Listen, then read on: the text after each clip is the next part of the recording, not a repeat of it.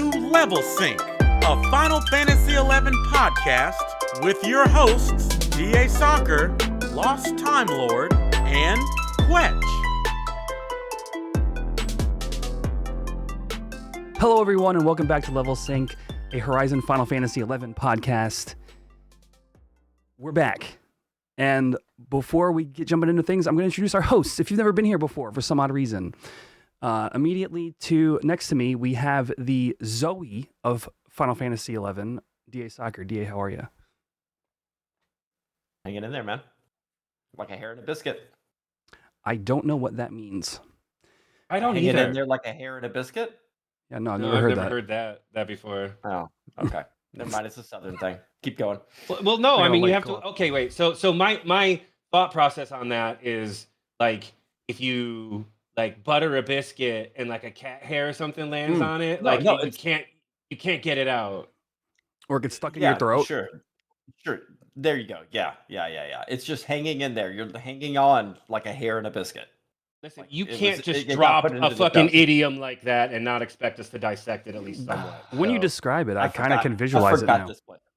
Yeah. yeah, there no, you I go. mean, I'm glad yeah. you're- Once I put it in my head, I figured it out. Now, next time you eat a biscuit, you're going to be looking for hairs, and you take DA. And also on the screen, we have the Mira of Final Fantasy XI, LTL. LTL, how have you been? What kind of anime bullshit are you talking about here? I mean, It's what very the fuck is topical. going on? It's very topical okay, about all right. 3 to 6 months ago. Oh, good. So it's totally topical then. What? And the last time we were together, right, DA? 6 months ago, it was topical then. Oh, How long ago was the Vegas We're trip? old, Quetch. Yeah. We're old. How also, long ago was the Vegas trip, yeah. DA? Yeah, like 7 October? months ago? 8 months ago? at least a Something year. like that. Yeah, close to a year. And I, the roomie of Final Fantasy XI, Quetch. Do neither of you know what this is? Hugin actually messaged me with this one. Like I said, I was probably about 3 or 4 months ago. I haven't watched it. Is this? Oh, wait, is that the the- Demon Hunters? Yeah. The K-pop Demon Hunters shit? K-pop Demon Okay. Hunters. Ayame would love that. She made me watch it. I had to watch it. Oh, with you've her and seen shit. it? And like the whole. Yeah, she was singing the whole time. Oh, I heard they're pushing for K-pop to be next year's Super Bowl. Oh, that'd be awesome. I mean, it would rule actually. Hell yeah! Hey, if as long as it's well done. Yep. And it's not like I have to, and I learned this year that I don't have to understand what's going on at the Super Bowl halftime show to enjoy it, because Yeah. I certainly enjoyed what was on this year. Man, it was awesome. I thought it was great. I only caught clips. Ricky Martin. I was Ricky working. Ricky Martin looks great for 55. Dude, fucking Mando was there too. Like he was The like wedding chilling was like, real. Yeah, I heard that the wedding was real. Yeah, but like Mando was there. Like he was standing next to the house, like when one of those dancing scenes was going on. I thought it was awesome, dude. I would love to see more of that. Anyway, sorry. Yeah, no. Leading into so where we been, right? So so the podcast is back. We're here. We're hello. There's the three of us. We're real. And We are hello. and I was actually working during the Super Bowl, and that's kind of brings us to like, what life's been like for the three of us, because it's been a little bit. There's been a little bit of things going on. I for one moved. I moved back to the Northeast. I was in Virginia. Started a new job. Something I never thought I would do, to be honest with you, is I'm now working with a casino. I am Prostitute. Oh. Same thing. could be. I am a blackjack dealer professionally now. So, which until I had been to Vegas with you guys, like had never even crossed my mind as a thing to do with my life. But it's weirdly satisfying to be playing with playing cards like for a living, and it's been a blast. It's been a really cool thing. He said Vegas is he said- corrupting you. Apparently, He said blackjack dealer, and then LTL said prostitute, and then immediately I thought hit me, and I was like, oh yeah, it works for both. Hit me. things you can say to both a blackjack dealer and a Blackjack. prostitute. So I am now a full-time career man, in addition to, still doing Horizon stuff, still having, and we'll talk about more about what we've been up to in Horizon. I think in the next part of the show, but for now we're just gonna kick off with like what life's been like. So I'll toss it off to whoever wants to go next. I'll let you guys decide. Let's hear the sad story before any positive story. So, DA, what have you been up to? Sold my house, moved in yesterday to my apartment. Everything is boxes. You might be able to see them around me a little bit with the glow of the one room that I fucking set up. I told DA they look And like Space Marine ammo crates in the background. and I'm much closer to my son now, and that is what it is for me. So my dream house is gone. That garden that I loved is gone, and starting a new foot. So, is what it is. Life wise, I've been playing Final Fantasy 12 Zodiac Age a little bit on the side, mainly because I had the itch to play with the Gambit system. Following that up with more than likely Final Fantasy 9 replay through, and then Remake and Rebirth, hopefully after that to get prepped for Part 3 to be able to roll out. So, I've been playing some other games, including a little bit of Arc Raiders, but I'm still going hard and strong on fucking Horizon, and we'll dive into that in a bit. But yeah, is what it is. That's the sad story. I want to hear the happy story now, so let's move on from me. Quetch, tell us the happy story. Yeah, the happy story is one of the three of us just got married. Oh, which one? Definitely not me. All right, dear viewer, comment down below which of the three of us you think just got married. Oh boy. No, so how was it, man. LTL? Yeah, no, so in January, January 8th, on Oahu at our favorite place, Turtle Bay, we got married. Turtle Bay, like the headphones? No. The gamer headphones? It's a location. Okay. Location. That was a Turtle Beach joke. Yeah, but it's just like that. Yeah, oh, that's Turtle Beach. Yeah, no, that wasn't funny. So Turtle Bay on the North Shore of Oahu. Yeah, it was fucking amazing. You know, I'm an old ass man and I've never been married before, but I got my Princess Day. I finally got my Princess Day. Aww.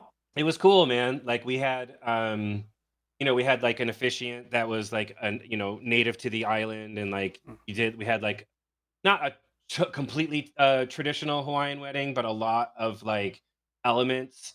Like one of the things that we did was before we gave our vows, our officiant cracked open a coconut, like right there, like in his hand with a rock. Like he cracked it open and got it in like one hit, and like was the perfect. So like before we give our vows, we drank from the coconut because we each took a drink because it's water that's never been touched by the outside world, right? Like that water was born into the coconut fresh and untouched. So like before we give our vows, we like cleansed our souls or whatever with the the untouched water. And we gave our vows, and then we drank more to like to basically purify what it was that we had said. Nothing religious at all. It was just basically about like spirituality. He blew the conch shell to like summon our like the people in our lives that couldn't be there or whatever, like people who had passed and stuff like that. So it was a pretty poignant moment. And then we had an awesome party afterwards, like outside in Oahu in perfect like 70-degree weather. Nice. Like a dance party, and it was cool because we had to hire everything, right? But like the DJ, he did like a mix of playing stuff and playing music like over the speakers. So he had like a guitar and like a looper station, and like he was actually playing and singing along with like some songs were played over like MP3s or whatever. Yeah. So it was really cool. Like I had there like a couple of my friends that I've had since college, like who were like bands with me, like my best friends in the world, and I've known them forever. And I was able to like the DJ actually, I had him download 2 of the songs that we had recorded like from back in the day. So like the dancing night opened with these songs, and those guys had no idea that was coming. And during dinner, like which was so cool, and like if you're a musician, you'll appreciate this, or if you've ever written music. During dinner, he like with an acoustic guitar, like one of the things that I had him do like long before the wedding was there's there's a song that I wrote like a long time ago, and it's kind of like this really sweet love song, and it's like 20 plus years old, but it's like basically when you talk to anybody who knows me from the then time, that's my song. So he learned it and actually sang it during like a Wow. dinner. So I got to experience someone covering the song that meant so much to me, who had it didn't have the same meaning for, but like I got to hear his interpretation of it, and it was fucking awesome. It was just so cool. And then later in the night, like I asked him to play it again, and I got up there and sang it with my friends who were in the band, so we got to sing it while he was playing it. Also sang Creep. Of There course. he played Creep, Good. and I sang Creep. But that was Good. awesome too. Yeah, ended at a great night, and then it was on Oahu, so it was an amazing time. That's really the biggest update that I have. I couldn't really think of a much bigger update. Dogs are doing great. They're little assholes, but I love them. Yeah, and I'm married now. Like I have a ring, and I'm married. So Congrats, man. yay! Great story. It's beautiful. Yeah, it was awesome. Yeah. So What about you? no, it's really just been that. I moved to Connecticut, doing the casino thing. It's been really cool. Like I mean I mentioned it earlier, but coming from like a tabletop gaming background and like Magic the Gathering all my life, and like just being like a streamer and a gamer, it's weirdly satisfying to be. I'm not much of a gambler, but it's really satisfying to be providing that environment, a gaming environment as like in a professional setting. It's just been actually kind of fulfilling in a weird way. So, You learning all the tips and tricks on how to be awesome blackjack player? I am learning. Yes, I am learning things about when to hit, when to stand that I had never even considered. When to double down, when to split, all these things.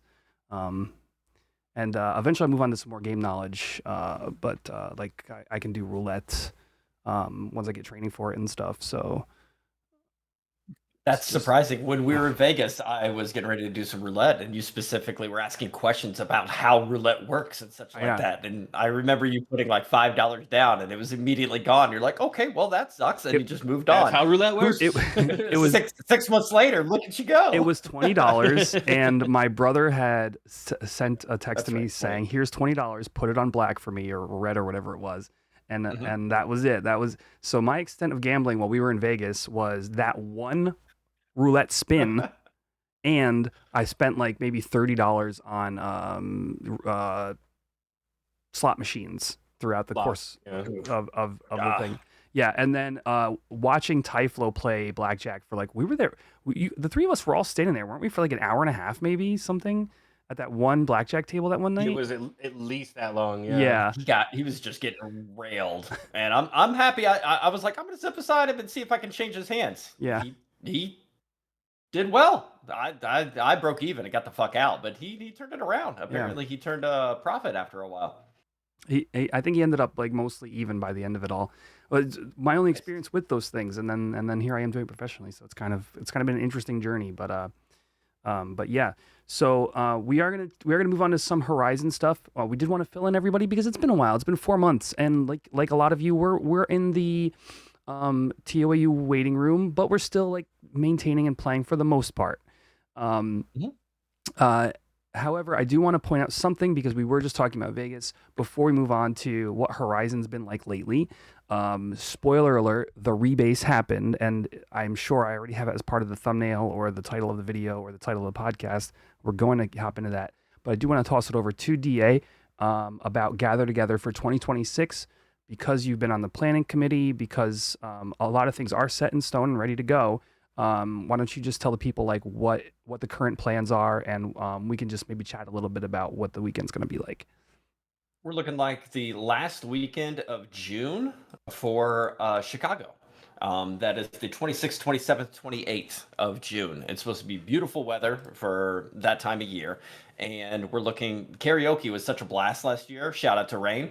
That it was a packed room. I'll give you that. It was a very packed room, but I think it was a great like social experience with everybody showing up and being able to just drink, have a good time, embarrass themselves, and kind of a kickoff to the weekend. We are going to be doing that again. Got a venue picked out, ready to go. Details will be coming out with that. We will be doing a Saturday. Will more than likely be an all-day open event to whatever you would like to do. We got a list of events that are free and a list of other ones that you might be able to go to, like the Field Museum with the most complete T-Rex skeleton in the United States. That's dope. Sue is her Lucy. name. Oh, is it Yep. Sue? I thought it was Lucy. Oh, it's Sue. It's Sue. I've been there so many times. Oh my god. It's a good trip. We Oh, the Field Museum is Yeah. amazing. Like, Okay. I would recommend that. I like there was a time. So I've been there a lot, like for school trips, like Yeah. field trips and stuff. I've been there a lot. But the most fun I had there, and kids, this is a little bit more than PG-13.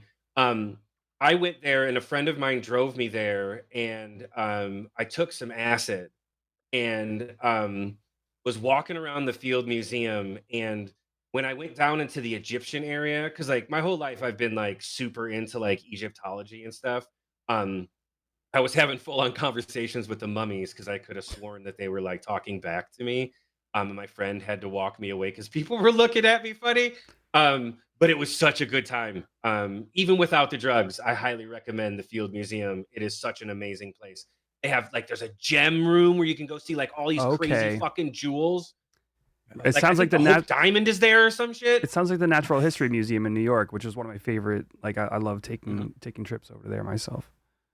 Yeah, it's We great. are- If you go there, check it out. Yeah, Sure. that We're sounds gonna have awesome. a list of probably 6 to 8 different things that you can be end up doing. The largest arcade in the United States is in Chicago. We've got a couple beaches planned out to be able to go to. You got the Bean, obviously. You got the aquarium. There's a bunch of stuff that we actually have ready to rock and roll on it. Just being able Michigan to give you- Avenue, you can go shopping. Yep, we got a all day Saturday. It is your choice, whatever you want to be able to do. But we're gonna make sure that people find other people doing the same events that they want and be able to kind of pair Yeah. up or partner up and be able to go in groups if need be. But Field Museum, I'm definitely gonna be probably hitting myself. Afterward, we're gonna be having a Saturday dinner like we did in Vegas. But after the Saturday dinner, instead of everybody just vanishing and then yelling about Uno in the middle of a lobby while being completely just absolutely hammered and drunk, we're gonna be going to a rooftop bar afterward and finishing out the night at a rooftop bar. So that seems to be the rough plan of everything. We haven't finalized some stuff, but as soon as we do, that information will be coming out. And this is it GT Chicago is the URL? I believe so. We'll put a link, Okay. or I'll be able to send you the link to Okay. be able to put in here. I'll confirm that, and it'll be in either the description of the video, or if you're on the podcast apps, it'll be in the description of the episode. If people want to look into that, it's basically so like we are the team is organizing things for people to go to and attend, but it is very self-oriented. You're gonna have to get your own hotel rooms, if you want to rent an Airbnb with your Link Shell members or whatever. That's going to be all on you as the person to set that up, but people will be there. People are slowly confirming. It's a few months away, so start thinking about it now. We should, by the time this episode comes out, have an RSVP availability of being able to start booking. Okay. Not necessarily booking places, but booking who's coming, who's not coming. Because situation like we did last year, we've been harassing somebody about doing that, same as last year, this year. So we're going to be getting that kind of in motion. We've kind of put the pedal to the metal since it's 4 months out right now. Yeah, actually, and it's actually almost it's almost March, so more like 1. No, it's like 4 months exactly. Oh, you're right. Actually, 'cause it's the February end to of the month. February to June. So Yeah. yeah, it's like almost exactly 4 months. Okay, cool. And there's a lot to do in Chicago. Lincoln Park Zoo. Yes, that was brought up in that Navy listed. Pier. You Yep, go to Navy Pier. You Navy can go Pier- see. Go Like ahead. when you talk about the Bean, you can go see the Buckingham Fountain. If you're a big fan of Married with Married Children. with Children. Yep. And you can by go. the way, is it Willis Tower or Sears Tower there, It's- LTL? Well, you can go to the Sears Tower, and you can go to the top of the Sears Tower, and you can see out onto the city from the top of the Sears Tower, because it's the Sears Tower. It's the it's technically called the Willis Tower, but if you say No, Willis, it's not. everybody knows you're not from fucking Chicago. It is a Yeah. Sears Tower and always will be the Sears Tower. I'm downloading the lore to my brain right now from you guys. No. No? And the only negative thing that I heard there was you say that it's going to be perfect weather in Chicago at the end of June. It will be. It will be.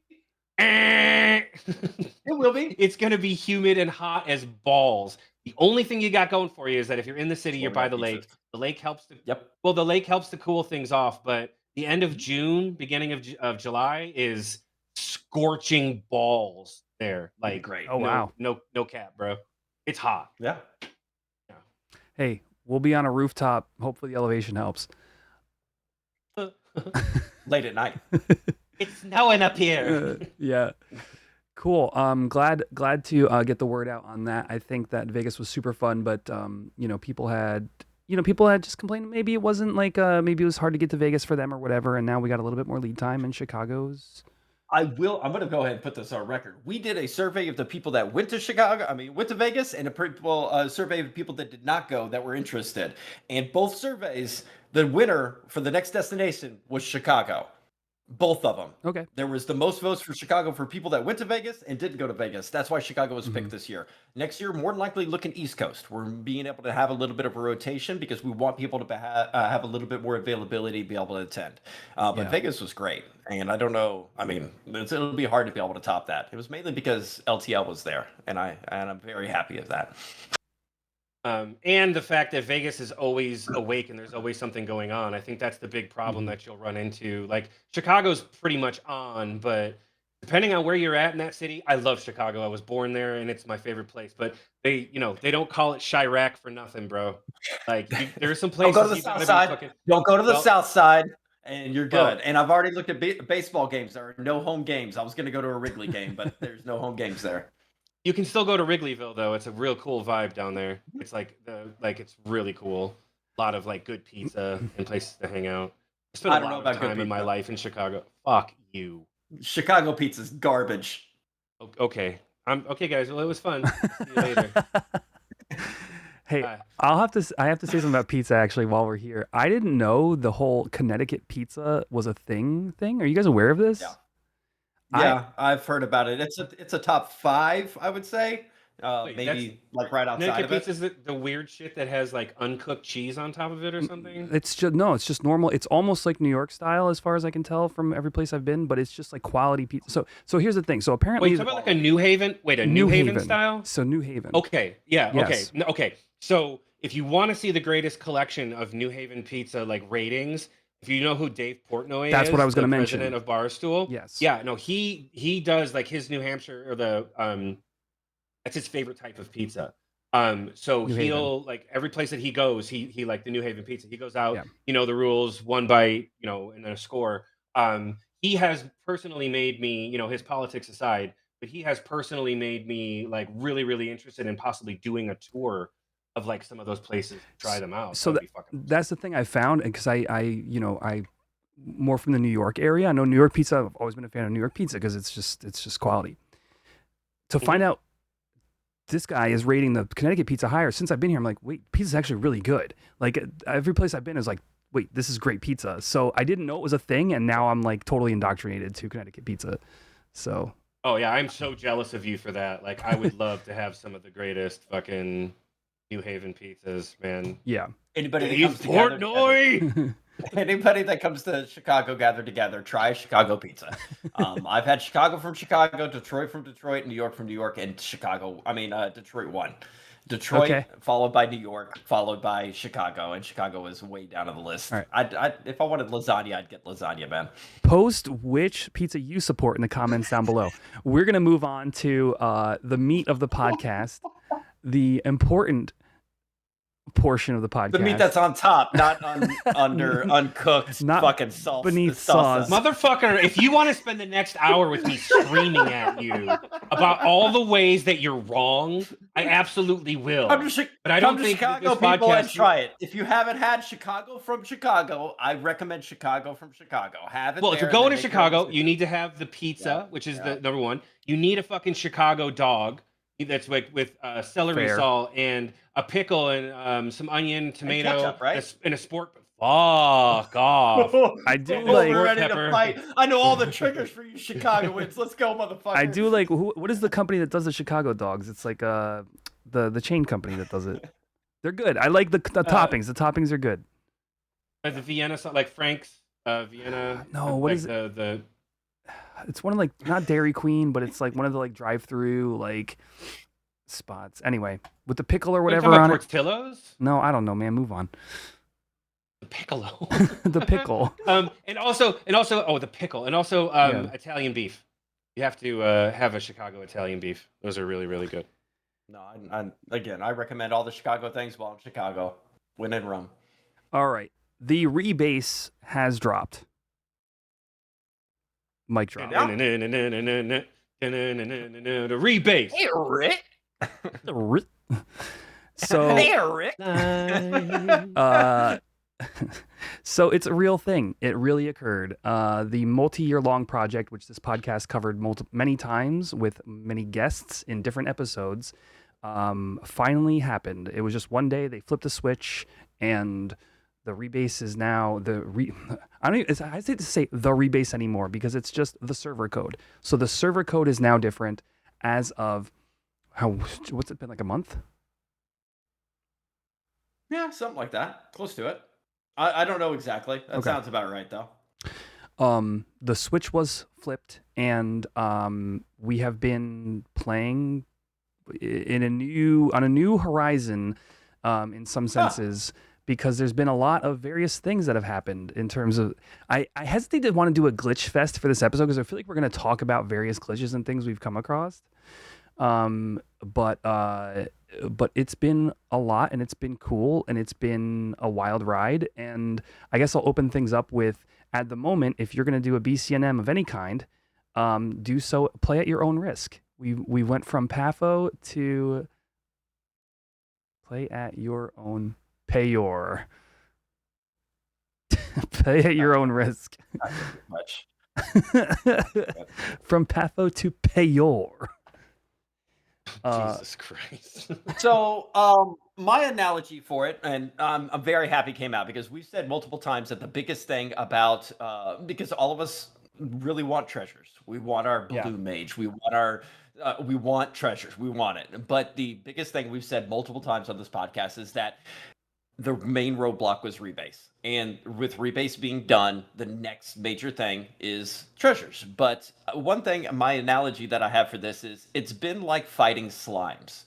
It's been the rebase hit. We have major issues that day because of things that weren't working properly, coded right, whatever it may be. Some things that were just not meshing well, and they squashed that. And then two littler things pop up. Uh-huh. You kill those. And then 4 smaller things pop up. Right now, we're at about 32 different things. They're all minor, but they're all things that need to be adjusted. So it's Yeah. the first day was getting the server live and added and up and running. And then I logged in. I literally logged in and I was in jail. And I couldn't log out and I couldn't change my gear. And I had no idea why I was in jail. And it wasn't because of the clamming situation, which we could always dive into that eventually as well. But it was. We should talk about it. Yeah, we should. The issues that happened day one of the rebase are not as bad as what they are now. There are a bunch of little fixes that need to occur, but once these fires get put out, I'm really looking forward to treasures coming out because that's what we all care about. Why were you in jail again? I think it was you and a couple of other people, wasn't it? I never got an explanation. I never got told why. But rumor was if you'd ever been put in jail previously for any reason and you logged in within the first couple minutes of the server coming live, then it automatically re-put you back in jail. Because I had a few people that I know that have been to jail before, just for whatever reason, for extra life or raising money for the Children's Miracle Network that we do in October or something like that. They didn't get hit with it, but a few other people did. So I logged in jail, logged out, logged back in, and then I wasn't in jail anymore. So it almost defaulted me to jail. Which, I see, like a default coordinate or something. Yes, Okay. yes. Yeah, so it might be true zero.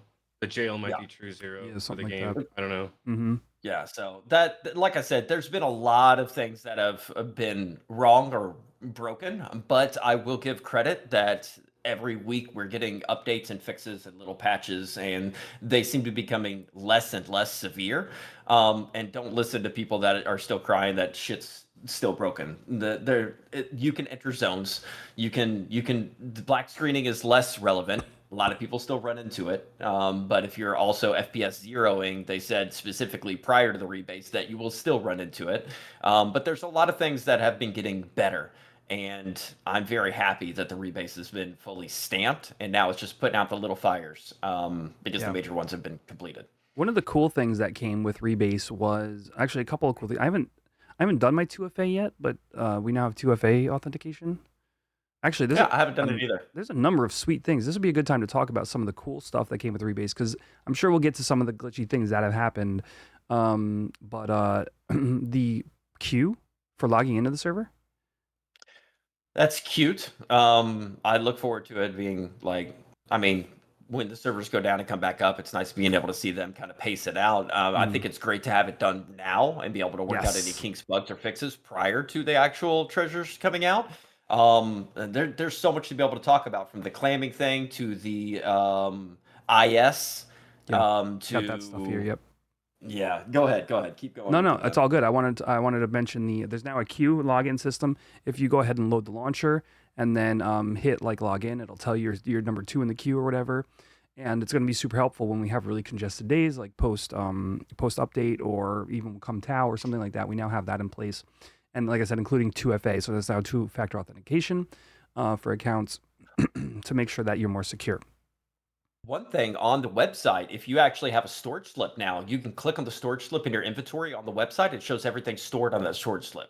I love that. I did not know that was. It is wonderful. You know why? Because I completed every motherfucking piece Relic +1 and the AF +1. It's all done, boys. You finished it between the last episode and now, right? You finished. Yeah, because it's been half a year since we did an episode. It's been at least 16 months. Yep, I think like 33 more pieces to get when treasures drops, but I am 100% all +1 across the board. White box makes me feel like I'm a good player, even though I'm not. Continue. Apologies, but I just wanted to point out that on the website, that's really cool to be able to click on the storage slip on the website and be able to see your gear that you have in there. I was thinking about the amount of money you could have had, about probably half a relic with the amount of gil that cost you. Nope. Everybody says that. That is not correct. We calculated it up. Number? It's about 25 mil. 25 mil, I +1 160 piece of gear. Yeah. I'd rather have 160 pieces of white box than a fifth of a relic.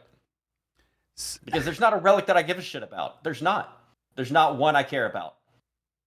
None of the jobs right now have a thing called Dancer. Why would I care? You can't see it, dear listener, but LTL's shaking his head at DA. Well, it's funny because I was playing retail not too long ago, and they have +4 now for AF and Relic. That's true. And it's funny, thinking about my green boxes and listening to you, not a single piece of +1 did a Kuba. It's like, Jesus, dude. You're lucky this isn't retail. You'd want them all. They're all pretty good. That's true. I love the green box is nice though. The +3 and +4 stuff got very strong. Oh, the MP +3 is ridiculous. Yeah. Just off the chain ridiculous. For every class. You're all set up, DA, for whenever that comes to Horizon. Yeah. You mentioned, so I bring up the gil thing because I have been loosely considering making another relic myself because the Excalibur got an update. Me and LTL both shook our heads. LTL, have you seen the Excalibur update? No. What is it? They changed the adaptive on it because it's it's Paladin and Red Mage on the weapon. Right. And so they have 2 different passives now. One's called the Sword and the other's called the Shield. So cool. The when it's on Paladin, its adaptive is the Sword, and it's got it's got a +10 to end light, I think. So your end light starts 10 higher, which means that it adds 10 more accuracy on the first hit, and then 9, then 8, then 7, etc. And whenever you use Knights of Round, it refreshes your end light for free. Oh, really? Yes. So it's a very magical DPS-centered weapon, and I think is just absolutely cool and cracked with an O-Club in the offhand. It's very similar to the Mandau build that I've been running on Red Mage for a long time now, the end spell.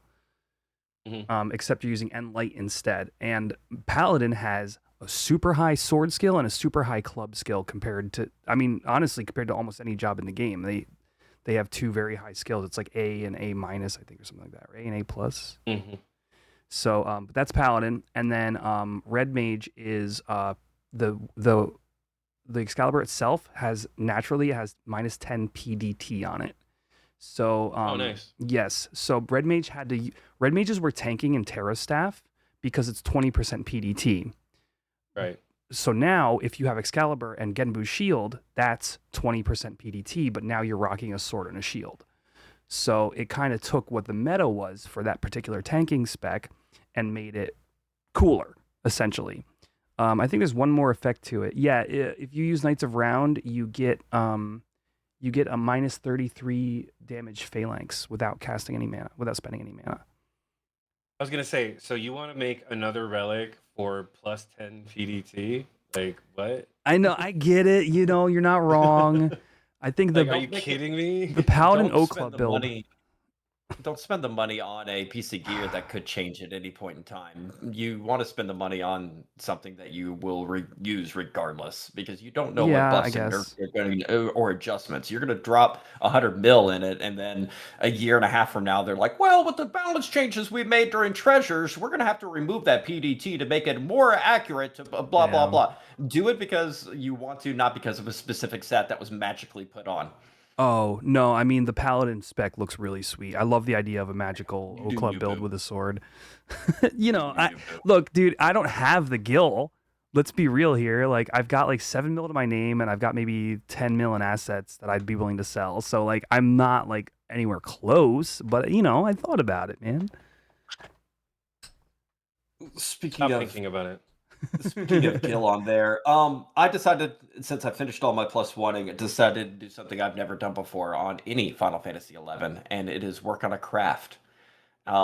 Mainly because of clamming, I was kind of dabbling in bone crafting, just because everything from clamming is basically bone crafting, and B, I could say I'm a professional boner when I'm done.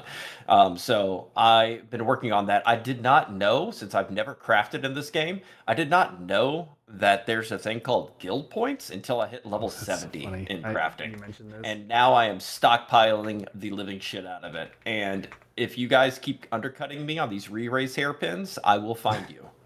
I'll tell you. Okay, so a couple things here. The re-raise hairpins are currently experiencing something, but I will tell you, not waiting till 70 to do your GP is not awful, because of the way GP works. Is your rank determines the higher rank you are, the better GP you get access to. So yes, you could have been working on it pretty effectively since like 40s, 50s, and 60s. But now that you're higher, you're actually just going to get better GP days than if you were lower. It seems that way, but it's not that much of a difference. I look at it, it's like, 1.5 at the lowest tier, 1 to 10, and then I'm 75 or 76 now, and it's like, you can get 2.5. And I'm like, okay, it's a K difference. But if I would have been able to do it for those 70 levels. Yeah. I mean, you'll hit like a 5K day. You'll hit like a 4 or 5K GP day some days with level 70 crap, level 6, 68 rank or whatever. But I'm working on that. That's my current goal. Yeah. And the reason I brought that up is because I'm poor.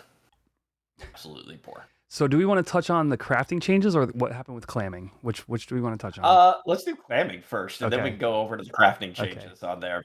LTL, do you know? Did you hear about this? Did you hear about the clamming? No. How much do you know on there? Look, I just know. Okay, I'm sure you know far more than I do, because you are the Clampion. The Clampion. I am aware that some people got banned. The bearded Clampion. I shaved. I am aware that some people got banned. That's what I am aware of. Yeah, a few. And that the zone stability has been ass. That's what I'm aware of. Yeah. I don't know the exact details on it, but I know you could go clamming. I think it was a maple log that if you got it and sold it to the NPC or something of that sort, it gave you like a fucking millions of gil. One dude made 400 million gil, 427 million gil clamming at about whatever amount of hours. And then he told his friends, and then his friends told their friends, and then they started laundering it and buying everything they possibly could on the market and the auction house. Mind you, this is within 72 hours of them saying we want to like take gil out of the economy by specifically raising the prices of chocobos and outposting. They're like, we're going to take gil out of the economy, and all of a sudden there's billions of gil that have hit the economy at the same time. Yeah. It was chaos. They apparently knew about it pretty fucking quick. But by the time action was taken, a lot of people had already known, and a lot of people took advantage. It was laundering, and a lot of people got banned. I don't know how much of that information is spot on, but there was literally a guy in Silk Road that was posting screenshots of just buying everything under the blue moon because he didn't give a shit. And then he's like, I got banned. They got me. Oh no. I'm fucking dumb. As far as I'm aware, is the gil was tracked and items were taken away or given back, and the gil was deleted. Like they ran their traces and fixed it. Like the economy's They're not still doing that. The economy's not like in shambles because of this event, and like, but if this were like retail, the economy would be in shambles. Still, yeah, that They wouldn't have done anything about it. not in the way that would have been necessary. Like similar to what happened with the actually this happened in retail about 5 years ago with the there was a duping glitch. But Yep. Oh, I know people who got caught up in that. Yeah. Oh, the duping glitch 5 years ago, or the duping glitch salvage? No, 5 years ago. Oh, the salvage one is when sorry, I was talking Yeah, about yeah, salvage I know. one. I connected with LTL on that one. Yeah. Because they let that ride for 6 months, and then everybody who did it, they That's backlogged wild, them and yeah. banned them. That was the ban apocalypse right there. Yeah. Yeah. They recently in retail, I don't know if you guys heard, but like there was and I don't mean to go off track here, but there was some issue with a recent update where NMs weren't dying or something. Correct. And they had to have GMs come out to each of the servers and hand delete like certain monsters who wouldn't die and were like wreaking havoc across mid-ADL. I can clarify what happened here. So Yeah, please do. Similar to the way Oppuck comes and slaughters things randomly in Horizon sometimes, they had GMs standing in the new Limbus zone because there's these Fomor NMs that spawn, one for each job, I think. It's like every month or every week. And if that NM needs to die, I think it's part of the spawn condition for Ultima and Omega. I'm not 100% on that part. There's also chest increases. Yes. Yeah, I've done that Limbus. That's how you get +4. Exactly. Yeah. So people didn't know because, like, say the Bard Fomor was spawned, it's like, oh, it hasn't been killed yet, because if it had been killed, it wouldn't be here. But it had already been killed for the flag for the month or the week or whatever. So they were respawning erroneously. So the GMs were having to kill the NMs that were respawned so people would know we don't have to kill this. It's already been killed this month or this week or whatever the number is. There was a whole article written on it. Crazy. New Limbus is crazy. You can go in there as many times as you want, but it is slow going. It's not like Limbus that you boys remember. And Quetch, have you been in there? Have you done? I haven't been in there. Since No. they changed it. I have some friends from my own static who talk about it, but all of the mobs that were on the floors are pretty much the same mobs, but like you go in now and it's just like they respawn pretty quickly, and you get a small amount of like the new currency. You have to hit every floor and get to the end so that you get a key item. Then once you have the key item from every one of the floors, you go to the chest that's at the end of a particular like one of the towers. yeah, It's at the end of any of the towers. correct. And you click it and it uses all of your key items, and it gives you an item that you can trade for one of the new items, like a ring. There's like a badass new ring that they added that basically takes over the defending ring, or you add to your arsenal with the defending ring. Or you use it to upgrade that piece once you already have it. It's so crazy. And like then you get the points, and then you have to trade your AF. So if you guys haven't played, it's crazy. They did a Limbus they basically turned Limbus into what Dynamis Divergence was from Dynamis. They did like a plus version of it with alternate currencies and alternate ways. It's different style. Sort of, but Divergence was you were on a timer and you couldn't go back. It's still that way. Yeah. No, I'm saying They Limbus took is an open. old concept and updated Yes. it to. It's Yeah, like yeah, yeah. old Dynamis proper. Because you can go into Dynamis as much as you want. You can just sit in there like now. Like Bastock, Juno, all of the old ones, even up to Tav. You can just go in there for as long as you want and kill stuff, trying to get currency or whatever. But it's weird with the spawn conditions for the bosses, and you have to like proc red or blue or whatever to guarantee currency. Because hundreds don't drop that often. No. To your point, DA, they modernized Limbus. The old one is no Yeah, there you longer go. in the game files, and now the new one is it's like a game loop that people are participating in and have mixed It's feelings cool about. because they put in all new sets of gear. Like finally, for the first time in forever, all new sets of gear that you get from killing Omega and Ultima. They're modeled are after the crazy. they're like Promethea models. I'll put a picture up for you guys. Who are watching on YouTube. So yeah, back onto Horizon. sorry about that. All good, fun little tangent there. So Clamming had a little bit of an issue. I would say to DA real quick, what has been the issue with the zone stability? Has it just been crashing? What's been the? Yeah, that zone was complete utter shit for the longest time, and I don't know if it was related to the issues with the NPC there or with Clamming itself. My but understanding it was is having it stability helms. issues, but it's gotten better. Like I said Yeah. at the beginning of this, there's been a lot of issues that have gone on, but they continuously get improved left and right. That zone is better. What's ironic is I don't stream clamming very often anymore because I don't clam very much. The day that shit went down, I was actually streaming clamming, and I was terrified that I was going to get put into that rotation of shit. Yeah, I had heard that Helm was having issues that was causing stability problems, and because so many people clam, it just was more prevalent in the Babiki. But I don't have confirmation on that. I mentioned crafting changes. I hesitate to call it changes because I think they're planning on reverting this. But right now, you should be warned, dear crafters. Right now, there's a 50% break rate on every single material in a craft. So if you break a craft, which is a 5% chance, you roll a 50-50 on each material in that craft. And then that determines break or not, as opposed to a 15% prior. Fun. Yeah. That's why I'm poor. Got it. I would say if you're crafting for money right now, but this is personal, I don't, whatever, if this affects the economy in some way or whatever, I would say probably hold on to things. Because there are two things that are going to be addressed by the devs. As far as we know, this has been like hinted at by various posts. I don't have any insider information on this. One of which is changing crafting to be similar to what it was pre-base, and thief farming is currently in a rut because the LSB treasure the LSB drop rates for the various mobs across all of Vanadil were on a different table than what ASB had. And that means that any particular farming camp you might know of or have gone to, whether it's bees or slimes or Castles Val or whatever, the various loot pieces are on, predominantly across the board, are on a one less TH tier, meaning they've gone from like a common drop to an uncommon drop, or a uncommon drop to a rare drop, which is massive if those camps were barely serviceable to begin with. So a lot of people have stopped thief farming a lot of different places because of this, and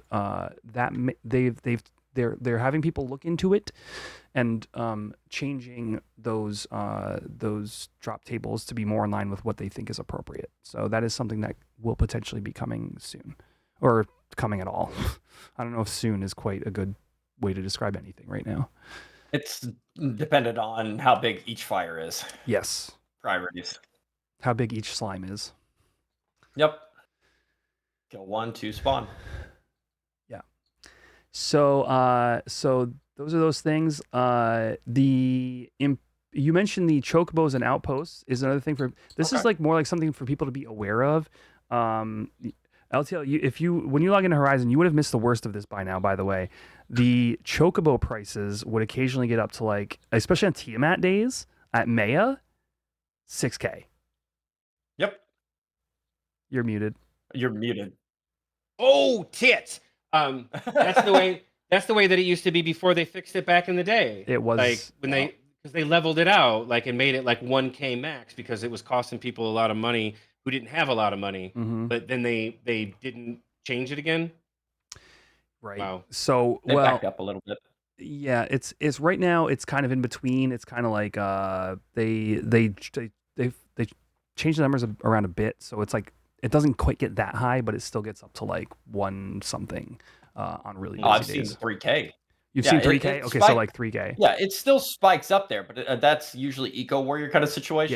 Yeah. They have the degrade on it, Yeah. degrading faster, so it goes back down fairly quickly. But if everybody's hitting it at the same point, get ready for a little bit of an expensive bird. I've literally seen Correct. people just say "fuck that" and just start walking to camps, because that and outposting. If your nation doesn't hold the outpost, you can pay almost 2K for an OP.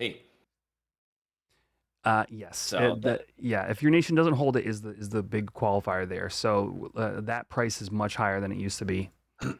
You should pivot back to the Imperial? crafting. Yeah, go back to the yes. crafting. So currently, I guess this is like, let's call it ToAU news. I'm going to put this in quotation marks because we did know that rebase means that ToAU is going to come sooner than later. This had to happen for ToAU. So in theory, we're on the cusp of ToAU releasing. Right now, there is an Imperial relief effort going on at all the various guilds around Horizon. Crafting guilds, yes, thank you. The various crafting guilds have NPCs that are ToAU themed. They have ToAU clothing, or they talk like they're from the Far East or whatever around them, and they're asking for supplies to help the war effort. We don't have many details about this. It is simply that in terms of what they say, but in terms of what is required. Each guild has, I think it's 3 different items they're requesting, and those items are giving Imperial standing when you trade them in early. We're getting IS early. When you say giving Imperial standing, it's not like you're getting good Imperial standing. No. You're getting like if you stack of something that they are requiring, they'll give you 1 IS. 1. Yes. Some guilds are better than others. I'm personally holding out for a rebalance of some of the guilds because alchemy right now is in the absolute toilet in terms of affordability. It's not even affordability. It's just I think it needs a redesign personally. What items they're asking for, that's neither here nor there. When you donate these items, if you donate enough of them, they tell you that the Imperial effort has risen by 1%. And there is some kind of, whatever happens when we reach 100%, nobody knows.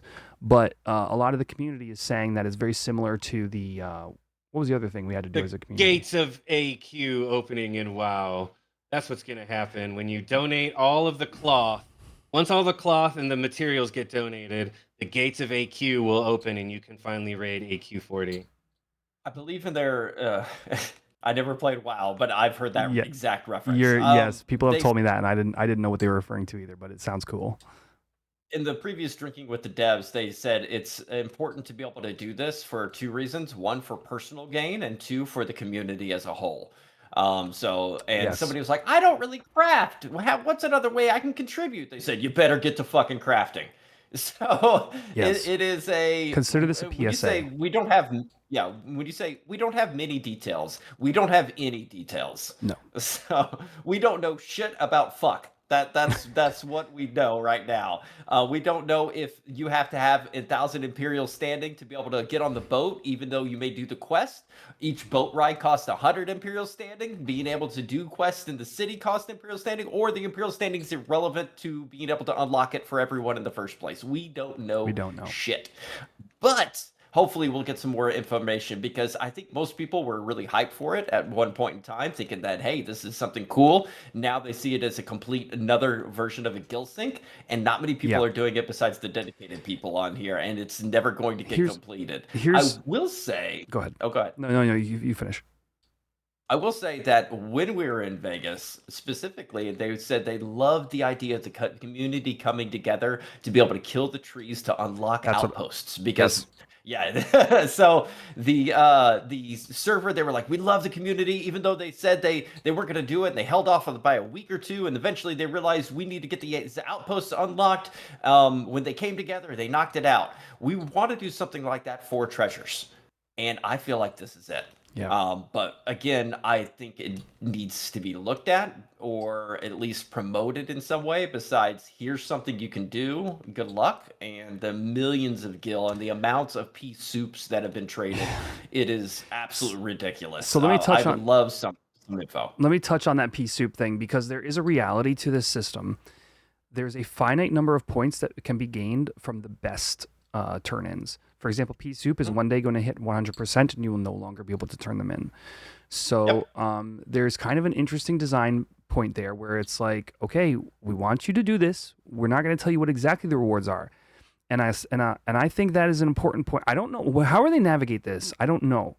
But the reality is, if you just straight up say you need 1,000 points to enter ToAU, people are going to mad dash. The economy is going to respond so hard and so fast. It's going to be a shit show for the little guy.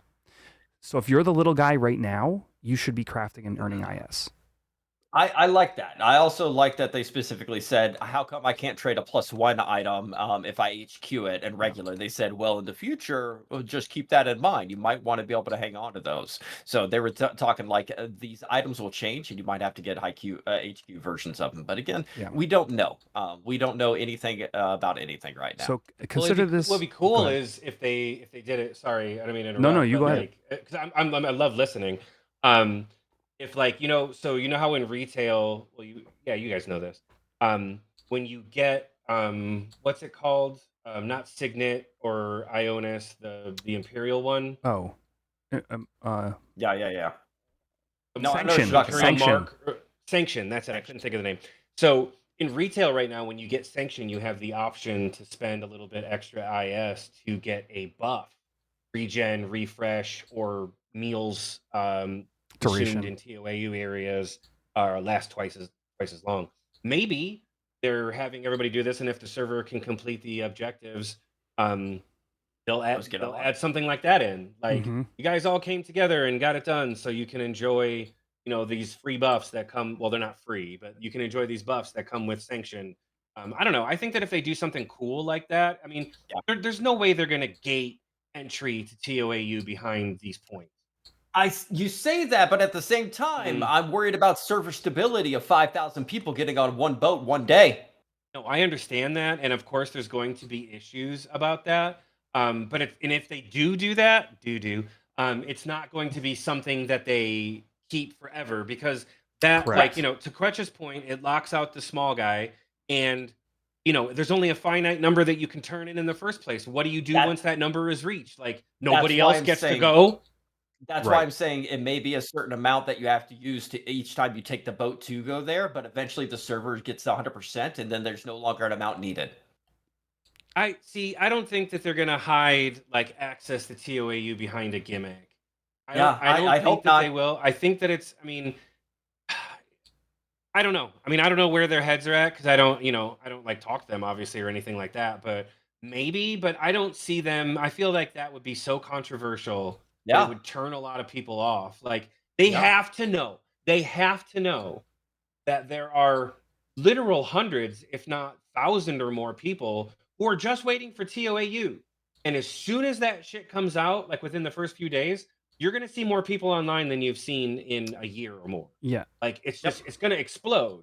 So like that would basically be like them saying like, oh, you weren't here participating? Sorry for you. You can't get to the new area that you've been waiting for and are now back on our game about. Sorry. I don't see that. I don't see them doing that. That would be very short-sighted. I don't either. I'm just trying to throw shit at a wall and see what sticks. The counter argument I would see to that is not the committed player.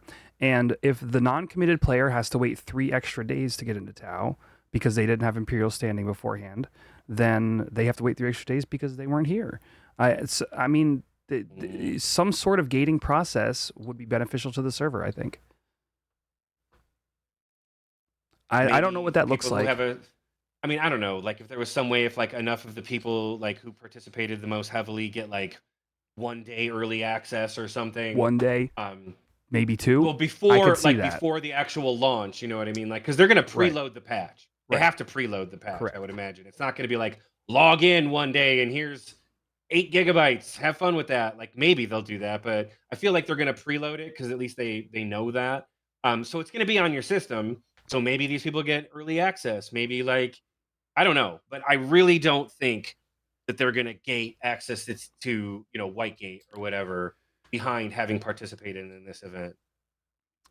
Because We'll even see. in the instance, well, even in the example where we talk about the server coming together to beat the trees for OP, like once that was done, the entire server enjoyed the benefits of what they Correct. had done. Even if you didn't participate and sit in fucking Jugner Forest with fucking DA for 8 hours one day, beating on a tree for 1 damage at a time. Dude, don't judge me about how I beat my wood. I leave was me there. alone. I was with you. What are you talking about? I was standing right next to you. Anyways, I just think that it's going to be something that the entire server gets to enjoy the fruits of the labor, as opposed to like some penalty for not participating. That would be like all it is saying, serious that'd be traffic. like saying, well, if you've never beaten Tiamat, you can't go to, you can't go to the new zone. Sorry. Like what? It doesn't make any sense. Well, the thing is, it's low level crafts, man. How do you reward the guy who puts in the effort early versus the guy who waits until the last day? Like I don't know. I don't know. How did you get Right the now- IS? You get the right IS now A, and B, like Yeah. what benefits did the people who killed the trees get over the people who didn't? Nothing. To say I was there. That's it. I mean, that was literally it. Yeah. There was no like, because I was there, like I got like a special T-shirt. Like I killed a bunch of trees, and all I got was this All it lousy was shirt. a Like, t-shirt. like that didn't happen. Like I just feel like it's gonna be like a bunch of people participate. Maybe you guys will get like a buff for 30 days or something. Well, or maybe like a crafting buff or I something. will say- Every 20% this whole server gets to is 1% on the turban of haste. So if we don't get 100% by the time it Whoa. drops, then we don't get the 5%. If you want a 5% haste turban, you got to get all 5 ranks, which is 20%, 40, 60, 80, and 100. Get all 5 to get the 5%. Otherwise, that's your fault. I will say the IS are personal rewards, so you'd have to give if a person gets more than somebody else, they'd have to receive some sort of benefit. I don't know. We'll see how this thing shakes out. I think you guys are making great points. I'm curious where the devs' heads are on this one. I'm sure we're gonna see more. Honestly, I would say we're probably gonna see more other things coming as well. I don't think this is the sole thing. So whatever else is going on in the background for ToAU, I think will be interesting. We should have a quarterly report coming out, I believe, next month. And Ooh, I think good that would call. be an opportunity to be able to talk about the processes of rebase being completed and maybe some things behind the scenes of, we had to fix that, blah, blah, blah, killing the slimes, but also you could start the train. You could start the hype train on there. Yeah. You can maybe give some information about the IS. You can get people get on the train, just get ready for going over to treasures. And remember, and I will say this. They said they would give a heads up on when treasures was going to drop. They would give Correct. plenty of For time people for people give to take off work if they Vacation wanted to. time. Yeah. I'm going to say this is incorrect, but I think it's hilarious. On April Fool's Day is a Wednesday. If you say treasures is coming out 1 month from April Fool's Day, number one, it would be a joke in the community as a haha. Is this real? Is this another 12/24/24 situation? But 1 month later, on May 1st is a Friday. And you can give a 1 month heads up from April Fool's Day, drop it on May 1st on a Friday, and then come to gather together 2026 at the end of June, 1.5 months later after that. So yes, that I'm calling that treasures will be out before gather together. I'd hope so, dude. If it's the end of June for treasures, oh my gosh. I mean, I'm gonna wait regardless, but It hurts our numbers and gather together. If it drops beforehand, nobody's going to come out there unless they got a Steam Deck they're playing Horizon on. Everybody's going to be doing their assaults. But there is no Einajar. There is no Nazul Isle. There's only 10 assaults. There's no there's not going to be a lot of stuff. I don't think there's besieged right off the bat either. So there's a lot of stuff that won't be there. So it'll be get your jobs, get the leveling, go. Get the jobs, do the missions that are available, start your assaults. Yeah, it'll be just hanging out in Tau. It'll be less the sweaty endgame dudes and more just the general populace. Totally agree. Yeah, I don't think it's coming out till the end of the year. That's wild. You're crazy. We'll see. Oh, don't say it, dude. And I'm not being shitty. I'm not talking shit. I'm just saying. I'm going to say this. I can tell you why you're wrong. They are in direct competition with that one question that came through on two Drinking with the Dev streams ago. A guy said, the stupidest question I've ever heard in my life. Hey, are we going to be able to transfer our Horizon server characters over to Phoenix? Phoenix is coming out with treasures all the way through to the day before Wings of the Goddess drop. So all the content of treasures, Phoenix is dropping. I guarantee you Horizon's trying to get their treasures out, even though it's just a block of it prior to Phoenix dropping. Bro, and Phoenix, that's a good point. If you think that I they think give I a think they're shit, racing. I think they're racing. if you think they give a shit, I think that you are crazy. Why would they care about an inferior product? Like, and not only that, but the amount of time and effort that the Horizon devs have put into making ToAU what it's going to be is something that Phoenix will never have. And then if they did, it wouldn't be for a long time. The product that comes out on Horizon is going to be so vastly superior to whatever slop comes out on Phoenix. Like, what difference is it going to make? And if you think that Horizon devs give a shit, I think you're dead wrong. I will give you that they may not care, but saying an inferior product when I can run the Azul Isle on Phoenix and not be able to run it here for 6 months to a year, or Salvage, or Inajar, or any of that sort. I mean, it sounds like we're talking about pizza again. I think you're just swinging at me. Bro, you know where else you can run Nizul Isle? On fucking retail. Like, I did! Go to retail. The other day. Like, if you want to run Nizul Isle on a server with like 7 other people, then go do it on Phoenix. Oh my god, I can't multi-box, man. I can't multi-box. So I can't. If you want to wait for the superior product to come, albeit it's been forever and it's been a long time, and yes, like tensions are, like they're flaring because oh my god, we just want it. But like, I'd rather have it right than forced. And that's the thing, man. I agree with you. Like, if the Phoenix dudes, like, and you know what? I'm just talking mad shit. I don't know anything about the Phoenix server. I really don't. I think that one dude like is they got working trust, on it. right? Look, I don't know anything about it, and I'm just talking mad shit. They don't have trust. I'm just talking mad shit, and I don't really know. Like, I'm sure it could even be a great server, but the point is, like, there's no way that it'll have the same level of like competency behind it that the Horizon one is gonna have. Like, there's no way. Like, the amount of time and the effort and the people that they have working on it, the dedication, like, there's no way. So, like, sure, you could go play it on Phoenix, but I'll tell you what. Anybody who jumps ship to go play it on Phoenix is only doing it to wait until Horizon comes out with it. The biggest reason why people will stay on Horizon as opposed to jumping is because nobody wants to fucking do COP again for the 3rd, 4th, 5th time in their life. There's so many things. They don't want to re-level. They don't want to get all that gear. They don't want to do H&M camping. They don't want to do all the shit and all the grind that they have had to do for the last 3 years on Horizon. I agree.